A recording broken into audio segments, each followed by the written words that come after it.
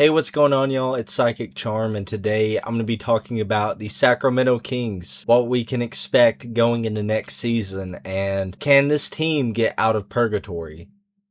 Let's find out. So, Sacramento Kings, they're in an interesting situation, and to give some context, if you're familiar, a couple years ago, they had that 2023 roster that won 50-something games, was the third seed in the Western Conference, and went out in 7 games to the Warriors. That team was a lot of fun. I miss it, and it's crazy that it went away after like one season. That one season alone was very memorable if you were watching. The Sacramento Kings front office is just, it's really inept. I mean, they fired Mike Brown, and he won a NBA championship with the Knicks as their head coach, and then De'Aaron Fox was also in the NBA Finals representing the Spurs. Some of their core pieces there, Mike Brown being a core part of the Kings, especially with their offense, and De'Aaron Fox being the driver of that and being a really good player that season. I mean, they just threw it all away. That very next season, they got hurt some. It was clear they kind of hit a ceiling. Them trying to bring in DeMar DeRozan was very desperate for them to do, and then they eventually traded for Zach LaVine and just kind of blew it up, and I don't know, made the Sacramento Bulls. But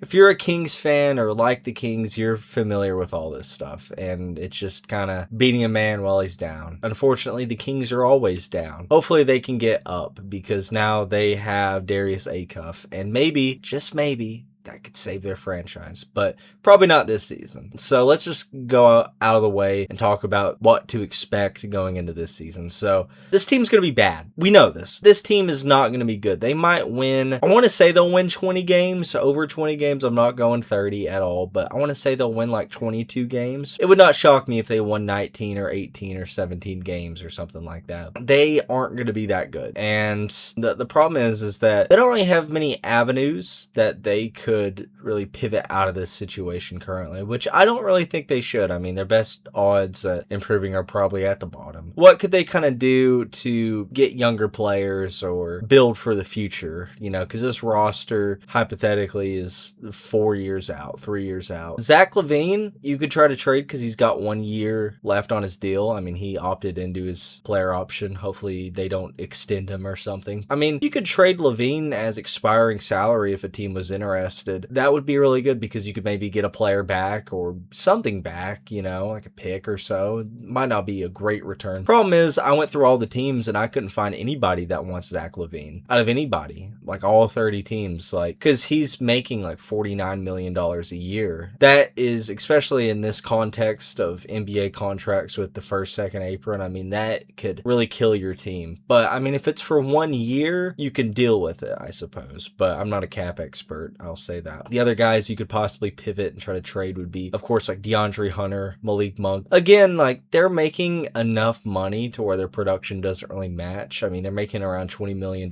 but aren't that great of players, and you don't want to trade for that and that kind of handicap your roster, especially if you're a contender, because I mean, that's kind of the age range of these guys. I mean, Hunter is going to be 28 or 29, and same thing for Malik Monk, he's around that age. So I'm skeptical about those guys. It's not going to be too long until they expire, I believe. Especially like more so Monk and LaVine, I could see them hindering Darius Acuff's development or touches. I think you should give him all the touches in the world, because this team isn't going to be good, and everything he does as a rookie might not be good, but at least he's getting experience and he could possibly be your franchise guy going into the future. The only guy you could trade that has any sort of value is Sabonis. There's not many teams that I think want Sabonis, because I went through the list. First of all, there's the Celtics, but I think they're more so big game hunting, if you know what I mean. I mean, Paul George, maybe his contract will expire next year if he doesn't opt into a player option, but I don't see why he wouldn't do that, or the season after that, and maybe you could try to get like a Nikola Jokic or something on that timeline. Who knows, or somebody crazy, Anthony Edwards, I don't know. Something crazy maybe you just, the next big star. There's the Hornets, but I kind of wonder if they're really interested, seeming that they kind kind of want to be bad because they traded LaMelo after, and I don't think that they're going to be a good roster. I don't think they're going to even be a play-in team, to be honest. That could be something because he could work there. But again, I mean, you have other centers, like you've got Naz Reid, you have Ryan Kalkbrenner, and you have Musa Diabate, and those are pretty good players and worked out for you last season. I don't really see why they would trade for Sabonis. It doesn't really make sense if they're not going to be good.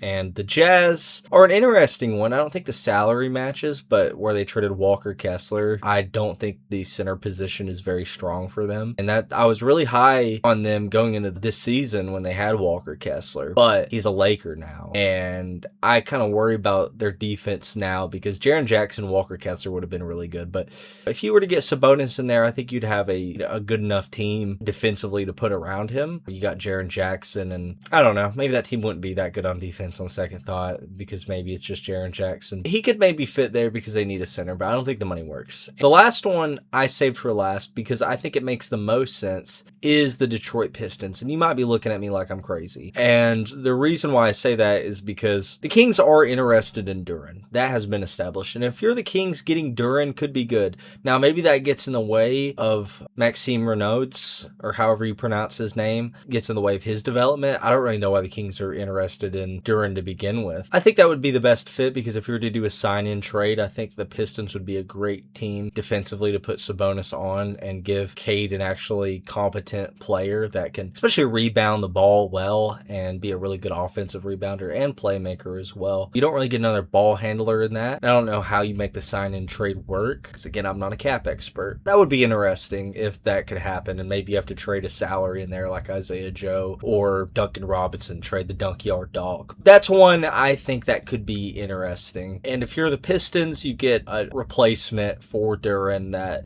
I think that there's similar tiers of players. I think Sabonis is better, I would say. Duren wasn't that great in the playoffs, but I think people might be overreacting because that was really bad, and I don't know if he'll be that bad again. But if the Kings want him, I don't think the Kings should really get Duren. But who knows? If you're the Kings, maybe you could get Duren to work on your team, or I don't know. I don't really understand why the Kings are interested in him. I don't think they should do it. I mean, I know they might not get anything for Sabonis at that point. You don't want to get in Maxime Renaud's way, and it's a decent idea, I guess. That's the only one I could really throw together if you're the Sacramento Kings. There are some positives to look forward to with this team. Not like they're going to be good, but I mean, you got Darius Acuff, who was really good in college, and some people had going as the 5th pick, and people were really high on him. He could be a just scoring machine for them in the future, and him having all this opportunity in Sacramento, maybe he could win a Rookie of the Year. I'm not saying that he will, but he could possibly get his name in there because if you compare him to other rookies, he's going to have more opportunity opposed to like playing next to Trae Young and Alex Sarr and maybe Anthony Davis, and you got Trey Johnson. He's going to need his shots. I mean, I'm not saying Debansa won't win it, but I mean, like, if you look at opportunity, that is very important when determining Rookie of the Year and how many points per game you put up and what your impact really is. And I think Acuff has free reign on that there. So that's something you could look forward to if you're a Sacramento Kings fan. And maybe Maxime Renaud, or I don't know how to pronounce his name, but he looked good in some of the games I watched last year, and as well as Dylan Cardwell and Nick Clifford. More so higher on Nick Clifford. He could be a guy that's good for them, and Renaud is good, and he could possibly be your center of the future. That's another thing to look forward to. I don't think this team is going to surprise anybody. I think they might win anywhere between 17 and 23 games, somewhere in there, maybe 24. But I don't think they're going to be a team that's good enough, and they're probably going to lose most of their games. Maybe you could possibly trade, I forgot about Keegan Murray, but he's a weird player because he's not young, but he's not old, so he could maybe fit this timeline, I guess. He's making a lot of money too, which makes him hard to trade, but if he has like a good season, you could possibly look to flip him to another team if he looks like how he did at all his rookie year, because he's never been as good as he was when he was a rookie. That's really it for the Kings. I mean, trade Sabonis, try to find something there, maybe bring in Duren. I mean, I wouldn't be too upset over that. You have Acuff to look forward to, and I think it could be, I guess, a fun year. I'll watch a couple Sacramento Kings games. They're not going to be the most exciting team, to be honest, but if you're a fan or interested in the Kings,